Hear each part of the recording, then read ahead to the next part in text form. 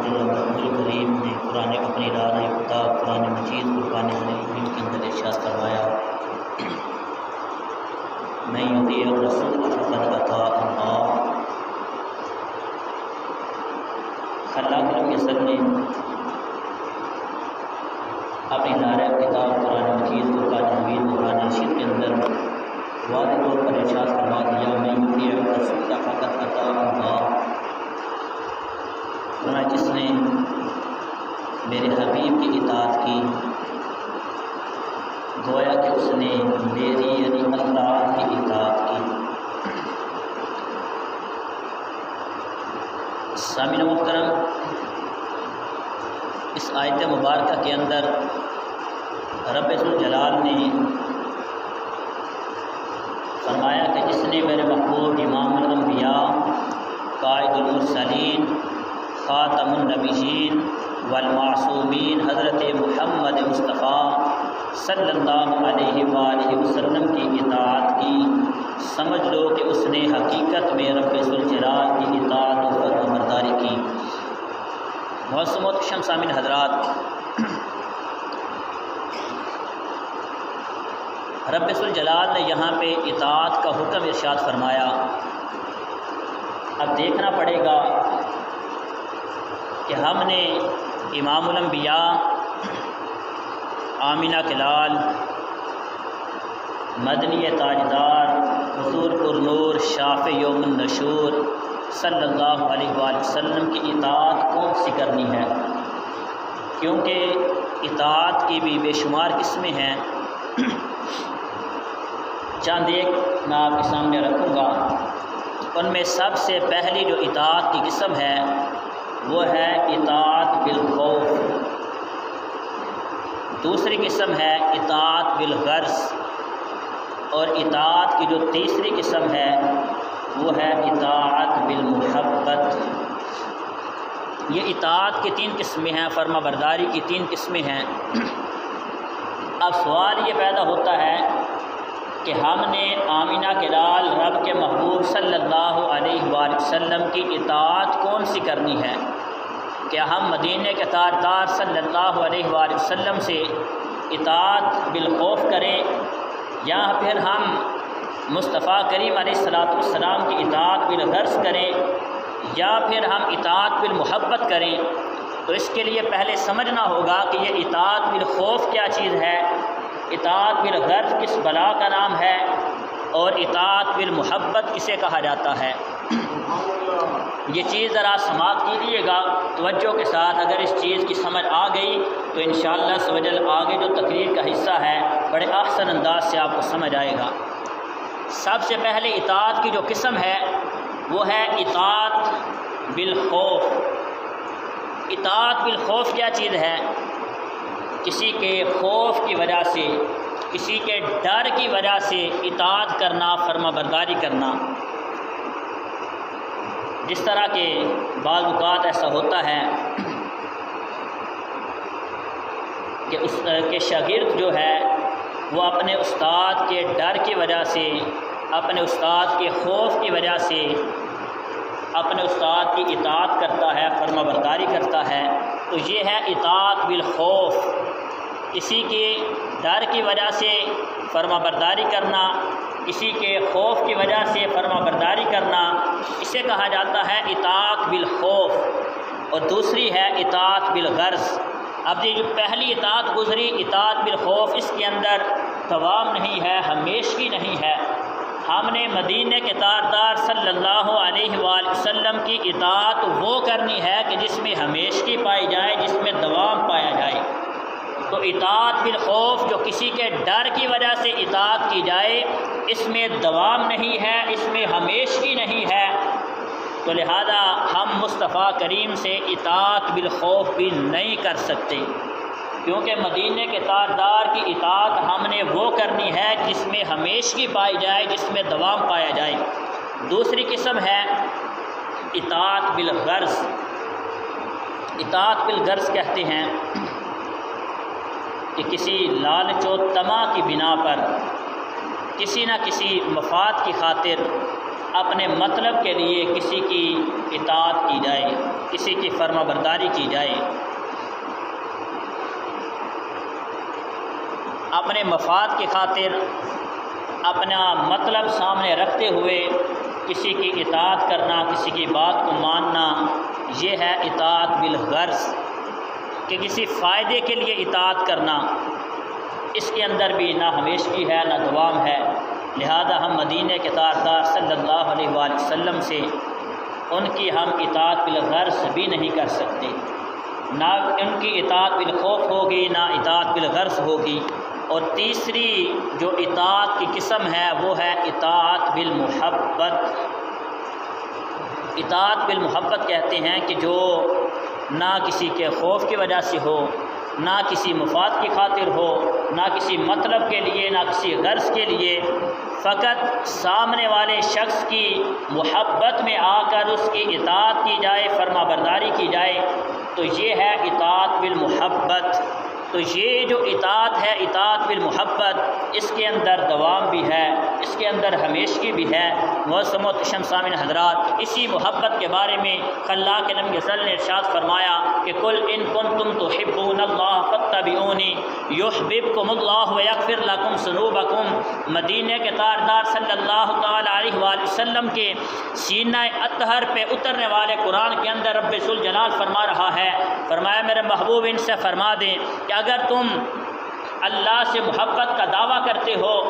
اگر تم دعویٰ کرتے ہو کہ ہم رب العالمین سے پیار کرنے والے ہیں، اگر تم دعویٰ کرتے ہو کہ ہم خلاق کرم غزل سے محبت کرتے ہیں، تو مدینہ کے تاجدار صلی اللہ تعالی علیہ وآلہ وسلم نے فرمایا کہ فاتبعونی، فرمایا اگر تم اللہ سے محبت کرتے ہو، اللہ سے محبت کے دعوے میں سچے ہو، فرمایا تمہاری اللہ سے محبت کا جو دعویٰ ہے یہ اس وقت سچا ہوگا جب تم آمینہ کے لال محمد مصطفیٰ کی اطاعت و فرما برداری کرو گے۔ فرمایا اگر تم نے مدینے والے مصطفیٰ کی اطاعت نہ کی، آقا کریم علیہ الصلوۃ والسلام کی فرما برداری نہ کی، بے شک تم جتنے مرضی اللہ سے محبت کا دعویٰ کرتے رہو، تم اپنی محبت میں کامیاب نہیں ہو، تم اپنی محبت کے دعوے کے اندر سچے نہیں ہو۔ فرمایا تم تب اللہ کی محبت کے دعوے میں سچے ہوگے جب مدینے والے مصطفیٰ کی محبت اور ان کی اطاعت کرو گے، جب تمہارے سینے کے اندر ان کی محبت ہوگی، تم مدینے والے مصطفیٰ کی فرما برداری کرو گے۔ رب ذوالجلال فرما رہا ہے کہ جب تم مصطفیٰ کی اطاعت کرو گے، مصطفیٰ کی اتباع کرو گے، فرمایا کہ تمہیں انعام کیا ملے گا؟ فرمایا فاتبعونی یحببکم اللہ ویغفر لکم ذنوبکم۔ فرمایا پہلا انعام رب یہ دے گا، اگر مدینے والے مصطفیٰ کی اطاعت کرو گے، پہلا انعام رب یہ عطا فرمائے گا کہ پہلے تم نے دعویٰ کیا تھا کہ ہم اللہ سے پیار کرتے ہیں، پہلے تم نے دعویٰ کیا تھا کہ ہم رب العالمین سے محبت کرنے والے ہیں، ہم محب ہیں، رب العالمین ہمارا محبوب ہے۔ فرمایا جب تم مصطفیٰ کی اطاعت میں آ جاؤ گے، جب تم مصطفیٰ کی اتباع کرو گے، فرمایا کہ پھر رب ذوالجلال تم سے پیار کرنا شروع فرما دے گا۔ فرمایا جب تم مدینے والے مصطفیٰ کی اتباع کرو گے، فرمایا یحببکم اللہ، وہ رب لم یزل ہو کر، وہ قادر مطلق ہو کر، جو تمام جہانوں کا پالنے والا ہے، وہ خلاق لم یزل ہو کر اعلان فرما رہا ہے کہ جب تم مصطفیٰ کی اتباع کرو گے، میں رب العالمین تجھ سے پیار کرنا شروع فرما دوں گا۔ پہلا یہ فائدہ ہوا۔ دوسرا فائدہ کیا ہوگا؟ فرمایا یغفر لکم ذنوبکم، فرمایا دنیا میں رہتے ہوئے جو تم نے گناہ کیے تھے، جو رب العالمین کے احکامات کی تم نے نافرمانی کی تھی، فرمایا جب تم مدینے والے مصطفیٰ کی اطاعت کرو گے، رب تم سے پیار بھی فرمائے گا، رب العالمین تمہارے سارے گناہوں کو معاف بھی فرما دے گا۔ بہت محترم سامعین حضرات، اسی محبت کے بارے میں رب ذوالجلال کے پیارے محبوب علیہ الصلوۃ والسلام نے بڑا واضح طور پہ ارشاد فرمایا، بڑا ہی مشہور و معروف مدینے والے مصطفیٰ کا فرمان ہے۔ آقا کریم علیہ الصلوۃ والسلام نے فرمایا لا یؤمن احدکم حتی اکون احب الیہ من والدہ وولدہ والناس اجمعین۔ مدینے کے تاجدار صلی اللہ تعالی علیہ وآلہ وسلم فرما رہے ہیں، فرمایا میرے صحابہ خود بھی سن لو، قیامت تک آنے والے لوگوں کو یہ پیغام بھی دے دو، فرمایا تم میں سے کوئی بندہ اس وقت تک کامل ایمان والا نہیں ہو سکتا جب تک کہ وہ اپنے ماں باپ سے بڑھ کے محمد مصطفیٰ سے پیار نہ کرے، اپنی اولاد سے بڑھ کے محمد مصطفیٰ سے پیار نہ کرے، اپنے مال سے بڑھ کے محمد مصطفیٰ سے پیار نہ کرے۔ فرمایا تم ایمان کے اندر کامل تب ہوگے جب تم اپنے ماں باپ سے بڑھ کے محمد مصطفیٰ سے پیار کرو، جب تم اپنی اولاد سے بڑھ کے، اپنے بیوی بچوں سے بڑھ کے آمینہ کے لال سے تم پیار کرو گے، تب جا کے تمہارا ایمان جو ہے کامل ہو جائے گا۔ بہت محترم سامعین حضرات، جو اطاعت کی قسمیں میں نے بیان کی، اطاعت بالخوف، اطاعت بالغرض اور اطاعت بالمحبت، اب ہم نے دیکھنا ہے کہ ہم نے آمینہ کے لال سے کون سی اطاعت کرنی ہے، ہم نے ان کی اطاعت کون سی کرنی ہے۔ مصطفیٰ کریم علیہ الصلوۃ والسلام سے ہم اطاعت بالخوف بھی نہیں رکھ سکتے، کیونکہ یہ اطاعت وہ ہے کہ جس کے اندر دوام نہیں ہے، جس کے اندر ہمیشگی نہیں ہے، اور اطاعت بالغرض کہ جس میں کوئی مفاد ہمارے ذہن میں ہو، جو کسی مطلب کے لیے کسی کی اطاعت کی جائے، اپنے مفاد کی خاطر جو اطاعت کی جائے، اس کے اندر دوام نہیں ہے، اس میں ہمیشگی نہیں ہے۔ لہذا مدینے والے مصطفیٰ سے ہم اطاعت بالغرض بھی نہیں رکھ سکتے۔ اور تیسری قسم جو اطاعت کی میں نے عرض کی، اطاعت بالمحبت کہ جو کسی کی محبت میں آ کے، کسی کے پیار میں آ کے کسی کی اطاعت کی جاتی ہے، یہ وہ اطاعت ہے کہ جس کے اندر دوام بھی ہے، جس کے اندر ہمیشگی بھی ہے۔ ہم نے آمینہ کے لال سے جو اطاعت رکھنی ہے وہ ہے اطاعت بالمحبت، وہ مدینے والے مصطفیٰ کریم علیہ الصلوۃ والسلام کی ذات سے جو ہم نے رکھنی ہے، کہ جس میں نہ تو کسی چیز کا خوف ہے، نہ کسی قسم کا کوئی مفاد ہمارے ذہن کے اندر ہے، بلکہ فقط آمینہ کے لال سے محبت کی وجہ سے ہم ان کی اطاعت کریں گے۔ اور پھر اگر ہم مدینے والے مصطفیٰ سے محبت کرتے ہوئے آمینہ کے لال کی اطاعت کریں گے، اللہ کے لم یزل، رب ذوالجلال فرما رہا ہے کہ جب تم آمینہ کے لال کی محبت اور ان کی اطاعت کو لازم پکڑ لو گے، فرمایا رب ذوالجلال دنیا میں بھی عزت عطا فرمائے گا، آخرت کے اندر بھی عزت عطا فرمائے گا۔ محترم سامعین حضرات، اب دیکھنا یہ ہے کہ محبت کس سے کی جائے، اطاعت بالمحبت، کسی کی محبت میں آ کے اطاعت کرنا،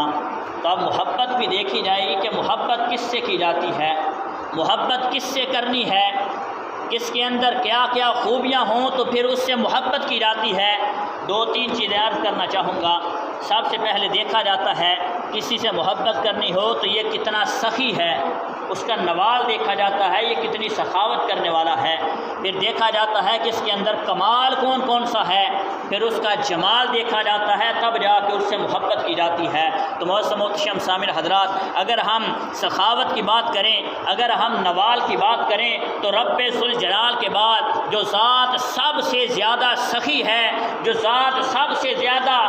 جود کرنے والی ہے، جو ذات سب سے زیادہ اجود ہے، وہ رب ذوالجلال کے بعد فقط آمینہ کے لال محمد مصطفیٰ کی ذات ہے۔ بہت محترم سامعین حضرات، حاتم طائی کا پوتا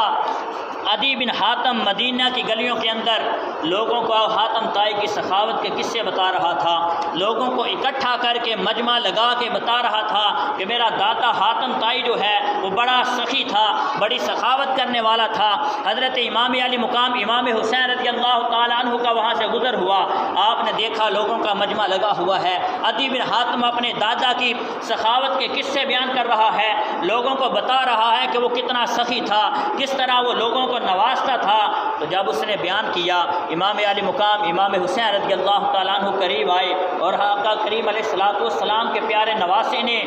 عدی بن حاتم سے کہا کہ تو کیا کر رہا ہے؟ اس نے کہا کہ میں اپنے دادا کی سخاوت کے قصے لوگوں کو سنا رہا ہوں۔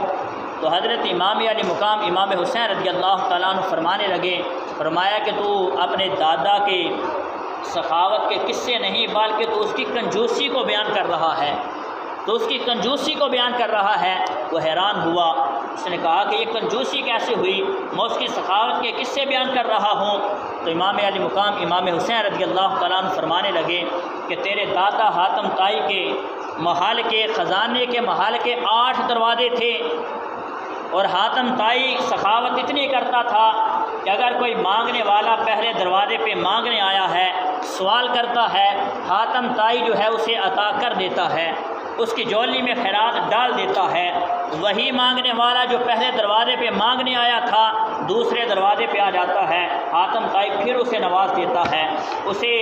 دھکے نہیں دیتا، اسے باتیں نہیں سناتا، اسے دھتکارتا نہیں کہ تجھے پہلے بھی دیا تھا تو پھر مانگنے آ گیا۔ حاتم طائی اس کی جولی میں پھر خیرات ڈال دیتا ہے۔ وہی مانگنے والا اب تیسرے دروازے پہ مانگنے آیا ہے، حاتم طائی غصے میں نہیں آتا، حاتم طائی پھر اس کی جولی کو بھر دیتا ہے۔ وہی مانگنے والا جو پہلے دروازے پہ آیا تھا پھر دوسرے دروازے پہ پھر تیسرے دروازے پہ وہ چوتھے دروازے پہ آ کے سوال کرتا ہے، حاتم طائی پھر عطا کر دیتا ہے۔ وہ مانگنے والا چلتے چلتے محل کے آخری دروازے پہ مانگنے آ جاتا ہے، حاتم طائی پھر دے دیتا ہے۔ وہ 8 دروازوں سے لے کے پھر پہلے دروازے پہ مانگنا شروع کرتا ہے، حاتم طائی پھر دے دیتا ہے۔ امام علی مقام امام حسین رضی اللہ تعالیٰ عنہ فرمانے لگے، فرمایا کہ یہ اس کی کنجوسی کے قصے تو بیان کر رہا ہے۔ اس نے کہا یہ اس کی کنجوسی کیسے ہے، وہ بخیل کیسی ہو گیا، میں تو اس کی سخاوت بیان کر رہا ہوں۔ امام علی مقام امام حسین رضی اللہ تعالیٰ عنہ فرمانے لگے کہ یہ اس کی کنجوسی ایسے ہے کہ جو مانگنے والا پہلے دروازے پہ مانگنے آیا تھا، حاتم طائی نے اسے خیرات دی، اس کی جولی میں خیرات ڈال دی، لیکن اس کا دل پھر بھی نہیں بھرا، اس کی حاجت پوری نہیں ہوئی، وہ مانگنے کے لیے دوسرے دروازے پہ آ جاتا ہے۔ دوسرے دروازے پہ جب اس نے دستک دی، سوال کیا، حاتم طائی نے اسے پھر نوازا، پھر خیرات اس کی جولی کے اندر ڈال دی، لیکن اس کا من ابھی نہیں بھرا، اس کی مشکل جو ہے حل نہیں ہوئی، اس کی حاجت روائی نہیں ہوئی۔ وہ مانگنے کے لیے تیسرے دروازے پہ آ جاتا ہے، وہ تیسرے دروازے سے بھی مانگتا ہے، حاتم طائی پھر دیتا ہے، لیکن اس کا دل نہیں بھرتا، اس کا من نہیں بھرتا، اس کی حاجت پوری نہیں ہوتی۔ وہ مانگتے ہوئے محل کے 8ویں دروازے پہ پہنچ جاتا ہے، 8 دروازوں سے مانگ کے وہ پھر پہلے دروازے سے مانگنا شروع کر دیتا ہے۔ فرمایا کہ میں تجھے بتاتا ہوں کہ سخاوت کس کو کہتے ہیں، سخی ہوتا کون ہے۔ فرمایا کہ میرے نانا مصطفیٰ حضرت محمد مصطفیٰ کا کوئی بڑا محل نہیں تھا، ان کے گھر کا ایک ہی دروازہ تھا، فرمایا جو اس پہ ایک بار مانگنے آ جاتا تھا مدینے کے تاجدار اتنا نوازتے تھے، اتنا کرم فرماتے تھے، اسے کسی دروازے پہ جانے کی حاجت نہیں رہتی تھی۔ فرمایا مصطفیٰ کے محل کا صرف ایک دروازہ تھا، جو ایک بار مانگنے آ گیا ہے اسے اتنا عطا فرماتے تھے، اتنی سخاوت کرتے تھے کہ اسے دنیا کا بادشاہ بنا دیا جاتا ہے۔ مصطفیٰ کریم علیہ السلام کی بارگاہ اتنی اعلیٰ بارگاہ کہ اس بارگاہ کے اندر اگر حضرت ابو بکر آئے ہیں تو انہیں تاجدار صداقت کا تاج پہنا دیا جاتا ہے۔ مصطفیٰ کریم کی بارگاہ اتنی اعلیٰ بارگاہ، اس میں اگر حضرت عمر فاروق آتے ہیں تو انہیں فاروق اعظم بنا دیا جاتا ہے۔ مصطفیٰ کی بارگاہ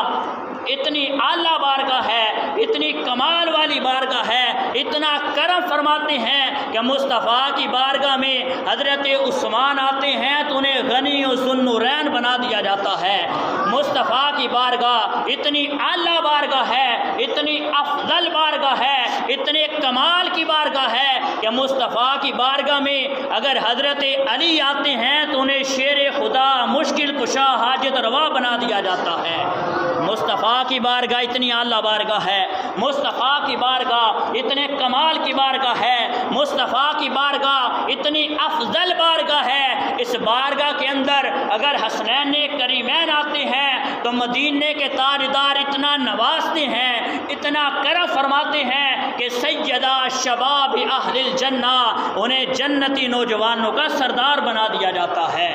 مدینے کے تاجدار کی بارگاہ اتنی اعلیٰ بارگاہ ہے، اتنے کمال کی بارگاہ ہے، اتنی افضل بارگاہ ہے، اور مدینے کے تاجدار اتنا کرم فرماتے ہیں اگر اس بارگاہ کے اندر سیدہ فاطمہ آتی ہیں تو انہیں جنتی عورتوں کی سردار بنا دیا جاتا ہے۔ محتشم سامعین حضرات، میرے محبوب کی بارگاہ اتنی اعلیٰ بارگاہ، پھر اتنا کرم فرمانے والے، اتنی سخاوت کرنے والے کہ مصطفیٰ کی بارگاہ میں ابو بکر آئے تو مصطفیٰ کریم علیہ السلام بیٹھے مسجد نبوی میں ہیں، لیکن مدینے کے تاجدار صدیق اکبر کو فرما رہے ہیں کہ میرا صدیق بھی جنتی ہے۔ فرمایا عمر فاروق آئے تو مدینے کے تاجدار فرما رہے ہیں میرا عمر فاروق بھی جنتی ہے۔ عثمان غنی آتے ہیں، مدینے کے تاجدار فرماتے ہیں میرا عثمان بھی جنتی ہے۔ مولا علی آتے ہیں، مدینے کے تاجدار فرماتے ہیں علی بھی جنتی ہے۔ عبد الرحمن بن عوف آتے ہیں، مدینے کے تاجدار مسجد نبوی میں بیٹھے ہوئے اعلان فرما رہے ہیں کہ لوگوں سن لو میرا عبد الرحمن بھی جنتی ہے۔ حضرت سعید بن سعد آتے ہیں، فرمایا یہ بھی جنتی ہے۔ حضرت سعد بن وقاص آتے ہیں، فرمایا یہ بھی جنتی ہے۔ حضرت عمر فاروق رضی اللہ تعالی عنہ سرکار کی بارگاہ میں آتے ہیں، فرمایا یہ بھی جنتی ہے۔ مدینے کے تاجدار کی بارگاہ میں حضرت ربیعہ آتے ہیں، مدینے کے تاجدار مدینے میں بیٹھ کے انہیں بھی جنت کی خوشخبریاں عطا فرما دیتے ہیں۔ تو محتشم سامعین حضرات، محبت کے لیے دیکھا جاتا ہے کہ اگلا بندہ کنجوس نہ ہو، بخل کرنے والا نہ ہو، وہ سخی ہونا چاہیے، وہ سخاوت کرنے والا ہو، تو پھر اس سے محبت کی جاتی ہے۔ مدینے کے تاجدار اتنے سخی ہیں، حضرت ابو ہریرہ رضی اللہ تعالیٰ عنہ میرے آقا کی بارگاہ میں حاضر ہوئے، مدینے کے تاجدار صلی اللہ علیہ وسلم کی بارگاہ میں عرض کرتے ہیں یا رسول اللہ صلی اللہ علیہ وسلم، آپ سے جو بھی سنتا ہوں مجھے بھول جاتا ہے۔ یا رسول اللہ نظر رحمت فرمائے، یا رسول اللہ جو بھی سنتا ہوں بھول جاتا ہے، یاد نہیں رہتا۔ مدینے کے تاجدار صلی اللہ علیہ وسلم نے فرمایا کہ اپنی چادر زمین پر بچھا دو۔ چادر زمین پر بچھائی گئی، مدینے کے تاجدار صلی اللہ علیہ وسلم نے ہوا میں ہاتھوں میں کچھ لیا، اس چادر کے اندر ڈال دیا، فرمایا کہ اس کو اپنے سینے سے لگا لو۔ حضرت ابو ہریرہ فرماتے ہیں جب سے مصطفیٰ کریم نے نظر رحمت فرمائی ہے، جب سے مصطفیٰ کریم نے نوازا ہے، فرمایا وہ دن گیا، آج کا دن آیا، فرمایا میں نے جو بھی مصطفیٰ سے سنا ہے کبھی مجھے بھولا ہی نہیں ہے، فرمایا جو بھی سنا ہے سب کچھ مجھے یاد ہے۔ اور آج دیکھ لیں کتابوں کے اندر روایات میں سب سے زیادہ حدیثیں جس شخص سے مروی ہیں وہ میرے نبی کا صحابی حضرت ابو ہریرہ رضی اللہ تعالیٰ عنہ۔ محتشم سامعین حضرات، مدینے کے تاجدار صلی اللہ تعالیٰ علیہ وسلم کی بارگاہ اتنی اعلیٰ بارگاہ ہے، اتنے کمال کی بارگاہ ہے، اتنے سخاوت کرنے والے ہیں کہ مدینے کے تاجدار صلی اللہ علیہ وسلم کی بارگاہ میں ایک عورت حاضر ہوئی، عرض کرنے لگی یا رسول اللہ آپ کے لیے ایک تحفہ لے کر آئی ہوں، اور ایک چادر پیش کر دی گئی۔ جب وہ عورت چلی گئی، آقا کریم علیہ السلام وہاں سے اٹھے، ایک صحابی نے عرض کی یا رسول اللہ مجھے یہ چادر عطا فرما دی۔ صحابہ کرام نے عرض کی کہ صحابی آقا کریم علیہ السلام کو اس کی ضرورت ہے، لہذا یہ چادر نہ لو۔ صحابی رسول نے وہ چادر مصطفیٰ سے مانگی، مدینے کے تاجدار نے وہ چادر عطا فرما دی۔ صحابی رسول عرض کرنے لگے، سارے صحابہ کو خطاب کرنے لگے کہ یارو میں نے مصطفیٰ کریم علیہ السلام سے یہ چادر جو ہے استعمال کرنے کے لیے نہیں لی، بلکہ میرا ہی عقیدہ ہے۔ صحابی رسول کیا فرما رہے ہیں؟ فرماتے ہیں میرا ہی عقیدہ ہے کہ جب میں دنیا سے جاؤں گا مصطفیٰ کے ہاتھوں سے یہ جو چادر مصطفیٰ کی نسبت میں آ گئی ہے، اس چادر کا کفن پہنوں گا، اس چادر کا کفن پہننے کی برکت کی وجہ سے دنیا کی آگ تو کیا ہے، جہنم کی آگ بھی مجھے نہیں جلا سکتی، اور میں اس لیے چادر لے رہا ہوں کہ اس چادر سے کفن پہنوں گا۔ حضرت سیدنا امیر معاویہ رضی اللہ تعالیٰ عنہ جب آپ کا انتقال کا وقت قریب آیا تو آپ نے وصیت فرمائی کہ میرے پاس مصطفیٰ کریم علیہ السلام کے ناخن مبارک ہیں، مصطفیٰ کریم علیہ السلام کے بال مبارک بھی ہیں، فرمایا کہ جب مجھے قبر میں اتار دو تو میری آنکھوں پر، میرے ہونٹوں پر مصطفیٰ کے بال بھی رکھ دینا، مصطفیٰ کریم علیہ السلام کے ناخن بھی رکھ دینا۔ اور وہ امیر معاویہ رضی اللہ تعالیٰ عنہ جلیل القدر صحابی جو رب کا قرآن نازل ہوتا ہے تو لکھنے والے امیر معاویہ کی ذات ہے، وہ حضرت امیر معاویہ رضی اللہ تعالیٰ عنہ عنہ سے پوچھا گیا کہ یہ کس لیے ہم آپ کی آنکھوں پہ مصطفیٰ کے بال رکھیں، ہم آپ کے ہونٹوں پہ مصطفیٰ کے ناخن کس لیے رکھیں؟ تو انہوں نے کہا کہ یہ اس لیے کہ جب قبر کے اندر میں چلا جاؤں گا، منکر نکیر سوال کرنے کے لیے آئیں گے، فرمایا کہ ان بالوں کی برکت کی وجہ سے، ان ناخنوں کے برکت کی وجہ سے کہ ان کو نسبت مدینے والے مصطفیٰ سے ہے، فرمایا مجھ سے سوال و جواب میں آسانی ہوگی، قبر کے عذاب سے بھی محفوظ ہو جاؤں گا، رب جنت عطا فرما دے گا۔ محترم سامعین حضرات، نبی رحمت صلی اللہ تعالیٰ علیہ وآلہ وسلم اتنے کمال فرمانے والے، اتنا کرم فرمانے والے، اتنی سخاوت کرنے والے مصطفیٰ کریم علیہ الصلوۃ والسلام کو سحری کے وقت حضرت ربیعہ رضی اللہ تعالیٰ عنہ وضو کروا رہے ہیں۔ مدینے کے تاجدار صلی اللہ تعالیٰ علیہ وآلہ وسلم نے فرمایا کہ سل ربیعہ، ربیعہ مانگ، کیا مانگتا ہے؟ جو تو مانگے گا تجھے عطا کر دیا جائے گا۔ صحابی رسول نے عرض کی یا رسول اللہ، میں جنت میں آپ کے رفاقت چاہتا ہوں، جنت میں آپ کا ساتھی بننا چاہتا ہوں، جنت میں آپ کی خدمت کرنا چاہتا ہوں، جس طرح دنیا میں رہتے ہوئے آپ کو وضو کروا رہا ہوں، آپ کی خدمت کر رہا ہوں، میں چاہتا ہوں کہ جنت میں بھی آپ کا غلام بن جاؤں۔ مدینے کے تاجدار نے فرمایا سل ربیعہ، سل ربیعہ، ربیعہ تجھے جنت بھی دے دی اور بھی کچھ چاہتا ہے تو مانگ لے۔ اتنی اعلیٰ بارگاہ مصطفیٰ کی دنیا میں تشریف فرما ہے، مسجد نبوی میں تشریف فرما ہے، اپنے غلاموں کو دنیا میں رہتے ہوئے جنت کی تقسیم فرما رہے ہیں۔ محترم سامعین حضرات، جس سے محبت کرنی ہو دیکھا جاتا ہے اس میں سخاوت کتنی ہے، وہ سخی کتنا ہے، اس میں کمال کیا ہے۔ تو محترم سامعین حضرات، اگر کمال کی بات کی جائے تو میرے محبوب علیہ الصلوۃ والسلام میں ایسے ایسے کمال ہیں، اتنے کمالات ہیں مصطفیٰ کریم علیہ الصلوۃ والسلام میں کہ علماء کرام فرماتے ہیں کہ جتنے اوصاف، جتنے معجزے رب العالمین نے تمام نبیوں کو عطا فرمائے تھے، جتنے کمالات رب العالمین نے تمام نبیوں کو عطا فرمائے تھے، وہ سارے کے سارے کمالات رب العالمین نے مدینے والے مصطفیٰ کو اکیلے ہی عطا فرما دیے۔ محترم سامعین حضرات، مصطفیٰ کریم علیہ الصلوۃ والسلام کی بارگاہ اتنی کمال کی بارگاہ ہے کہ آقا کریم علیہ الصلوۃ والسلام کی بارگاہ کے اندر اگر حضرت قتادہ رضی اللہ تعالیٰ عنہ حاضر ہوتے ہیں، غزوہ بدر کے اندر آنکھ پہ تیر لگتا ہے، کافر نے تیر مارا، آنکھ کا ڈیلا باہر آ جاتا ہے، ہاتھ میں پکڑ کے مصطفیٰ کی بارگاہ میں آ جاتے ہیں کہ یا رسول اللہ نصر رحمت فرمائیں، یا رسول اللہ کرم فرمائیں، کافر نے تیر مارا ہے، آنکھ میں لگا ہے، آنکھ کا ڈیلا باہر آ گیا ہے۔ مدینے والے مصطفیٰ کریم علیہ الصلوۃ والسلام یہ نہیں فرماتے کہ میں نے تبلیغ کرنی تھی تبلیغ کر دی، اب جاؤ کسی طبیب کے پاس جاؤ، کسی ڈاکٹر کو دکھاؤ، جا کے علاج کراؤ۔ نہ مدینے کے تاجدار صلی اللہ علیہ وآلہ وسلم کو رب ذوالجلال نے مشکل کشا بنا کر بھیجا ہے، حاجت روا بنا کر بھیجا ہے۔ بخاری شریف کی حدیث مبارکہ پیش کر رہا ہو، مدینے والے مصطفیٰ صلی اللہ تعالیٰ علیہ وآلہ وسلم نے منع نہیں فرمایا، یہ نہیں فرمایا کہ میں اب علاج نہیں کر سکتا۔ مدینے والے مصطفیٰ نے اپنا لعاب دہن حضرت قتادہ کی آنکھوں میں لگایا، آنکھ اس جگہ پہ رکھ دی۔ صحابی رسول فرماتے ہیں خدا کی عزت کی قسم ہے لوگوں، جس آنکھ پہ مصطفیٰ کا لعاب دہن لگا تھا، فرمایا کہ اب بوڑھے ہونے کی حالت میں اس آنکھ سے مجھے پھر بھی زیادہ دکھائی دیتا ہے۔ فرمایا کہ اتنی عمر ہو چکی ہے، جس آنکھ پہ مصطفیٰ کا لعاب دہن لگا تھا رب ذوالجلال نے اس میں بینائی اور زیادہ عطا فرما دی۔ مدینے والے مصطفیٰ کی بارگاہ میں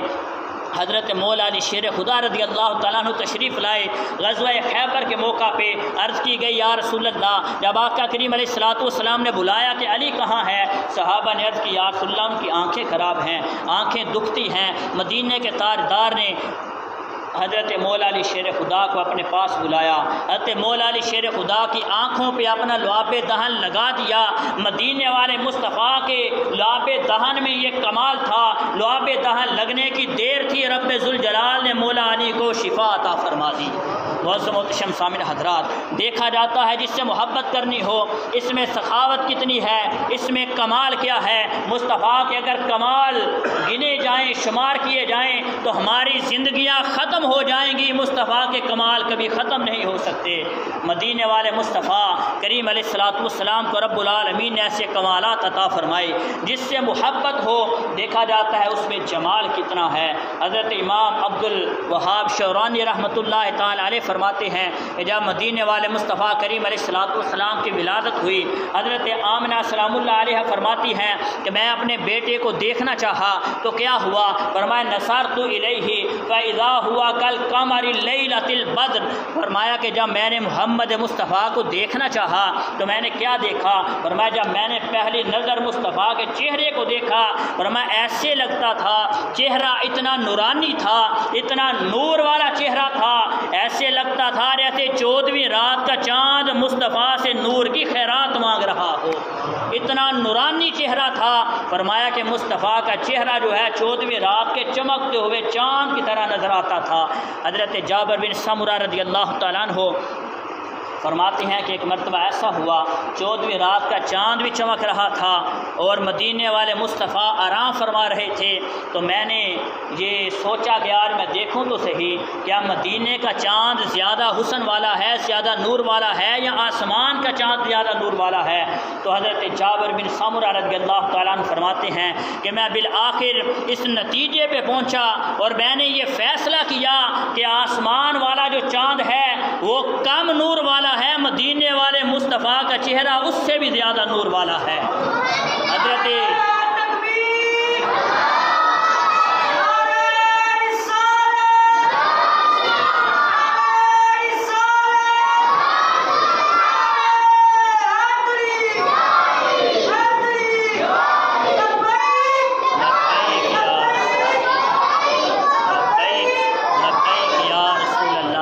بلند کر کے ذرا نعرہ لگائیں، لبیک یا رسول اللہ، لبیک لبیک لبیک یا رسول اللہ، لبیک لبیک لبیک یا رسول اللہ، لبیک لبیک لبیک یا رسول اللہ۔ بہت محتشم سامعین حضرات، مدینے والے مصطفیٰ کریم علیہ السلام کا جمال کیسا ہے؟ حضرت ابو ہریرہ رضی اللہ تعالیٰ عنہ راوی ہے، آقا کریم علیہ السلام کی بارگاہ کے اندر حضرت جبریل امین حاضر ہوئے۔ مدینے کے تاجدار صلی اللہ تعالیٰ علیہ وآلہ وسلم نے جبریل سے کہا کہ جبریل بتا تو صحیح تیری عمر کتنی ہے، اے جبریل بتا تو صحیح تیری عمر کتنی ہے؟ تو جبریل امین بڑے فخر کے انداز میں بولے کہ یا رسول اللہ عمر کا پتہ نہیں، ایک اندازہ ہے کہ چوتھے حجاب فلک پہ ایک نورانی ستارہ چمکتا تھا جو 70,000 سال کے بعد ایک مرتبہ چمکتا تھا، 70,000 سال کے بعد ایک مرتبہ چمکتا تھا۔ یا رسول اللہ اس ستارے کو میں نے 72,000 مرتبہ دیکھا ہے، 70,000 سال کے بعد ایک مرتبہ چمکتا تھا۔ یا رسول اللہ میں نے اسے 72,000 مرتبہ دیکھا ہے۔ مدینے کے تاجدار صلی اللہ تعالیٰ علیہ وآلہ وسلم نے فرمایا کہ اے جبریل اگر تو اس ستارے کو دیکھے گا تو کیا پہچان لے گا؟ تو شاعر اپنے انداز میں کیا کہتا ہے کہ پیش نظر ایک دن جبریل تھے کھڑے، فخر دراز عمر کو دل میں لیے ہوئے، یوں ہنس کے جبریل سے کہنے لگے نبی کیا عمر ہے تمہاری بتلاؤ تو صحیح، کہ عرض جبریل نے یا سید البشر مجھ کو تو اپنے بارے میں ہے بس اتنی خبر، ہوتا تھا سرے عرش طلوع ایک ستارہ، میں نے دیکھا ہے 72,000 مرتبہ اس کو۔ مدینے کے تاجدار نے کیا فرمایا؟ فرمایا جبریل اگر وہ تارہ دیکھا تو پہچان سکو گے، اگر اس تارے کو دیکھا تو کیا پہچان سکو گے؟ یہ کہہ کے مصطفیٰ نے سر سے امامہ جو ہٹایا، پیشانی رسول میں وہ تارہ نظر آیا۔ انجم کی سو نہ شمس و قمر کا ظہور تھا، ارے انجم کی سو نہ شمس و قمر کا ظہور تھا، جب آنکھیں نہ تھی محمد مصطفیٰ کا نور تھا۔ ایسا جمال مدینے والے مصطفیٰ کو رب العالمین نے عطا فرمایا ہے کہ یوسف علیہ السلام کو جو حسن ملا تھا، یوسف علیہ السلام کو جو حسن ملا تھا تو عورتوں نے اپنی انگلیاں کاٹ لی تھیں، لیکن مدینے والے مصطفیٰ کے چہرے کو جو ایک مرتبہ دیکھ لیتا ہے وہ مصطفیٰ کے قدموں پہ قربان ہو جاتا ہے۔ بس محتشم سامعین حضرات، رب العالمین کے پیارے محبوب علیہ السلام کو رب العالمین نے ایسا جمال عطا فرمایا ہے، ایسا کمال عطا فرمایا ہے کہ جو ایک مرتبہ مصطفیٰ کے چہرے کو دیکھ لیتا ہے پھر مصطفیٰ کے چہرے کو دیکھتا ہی رہتا ہے۔ یوسف علیہ السلام کا نور ایسا تھا ان کے چہرے کو کوئی دیکھ نہیں سکتا تھا، مصطفیٰ کے چہرے کو جو دیکھ لیتا ہے پھر نظریں پھیر نہیں سکتا۔ ایسا حسن رب العالمین العالمین نے مصطفیٰ کو عطا فرمایا ہے، تو محبت اس سے ہوتی ہے کہ جس میں کمال بھی ہو، جس میں جمال بھی ہو، جس میں سخاوت بھی ہو۔ سخاوت دیکھنی ہو تو رب العالمین کے بعد جو سب سے زیادہ سخاوت کرنے والی ذات ہے وہ آمنہ کے لال محمد مصطفیٰ کی ذات ہے۔ رب العالمین کے بعد جو سب سے زیادہ کمال والی ہستی ہے وہ آمنہ کے لال محمد مصطفیٰ کی ذات ہے۔ اگر جمال دیکھنا ہو تو سب سے زیادہ حسن، سب سے زیادہ جمال اگر کسی میں ہے تو آمنہ کے لال محمد مصطفیٰ کی ذات میں ہے۔ محترم سامعین حضرات، آخری بات عرض کرتا چلوں، امریکہ کے اسکالر ہے لامارٹین اس کا نام ہے، اس نے ایک ریسرچ کی اور اس نے کہا جس نتیجے پہ وہ پہنچا وہ نتیجہ عرض کرنے لگا ہوں، وہ کہنے لگا کہ دنیا میں کسی انسان کو چیک کرنے کے، کسی انسان کو پرکھنے کے لیے کہ اس کا ظاہر کیسا ہے، اس کا باطن کیسا ہے، کسی انسان کو چیک کرنے کے جتنے بھی زاویے ہیں، جتنے بھی طریقے ہیں، وہ کہتا ہے سارے زاویے لے آؤ، ہر طریقے سے، ہر زاویے سے آمنہ کے لال محمد مصطفیٰ کی ذات کو پرکھو، تمہیں پتہ چلے گا کہ رب العالمین کے بعد جو سب سے افضل ذات ہے وہ محمد مصطفیٰ کی ذات ہے۔ اور پھر وہ کہتا ہے کہ میں نے ہر زاویے سے دیکھا ہے، ہر طریقے سے دیکھا ہے، اور میں اس نتیجے پہ پہنچا ہوں کہ اللہ رب العالمین کے بعد جس ذات کا سب سے اعلیٰ مقام ہے وہ محمد مصطفیٰ کی ذات ہے۔ اللہ رب العالمین ہم سب کو آمنہ کے لال محمد مصطفیٰ سے پیار کرنے کی توفیق عطا فرمائے۔ وما توفیقی الا باللہ۔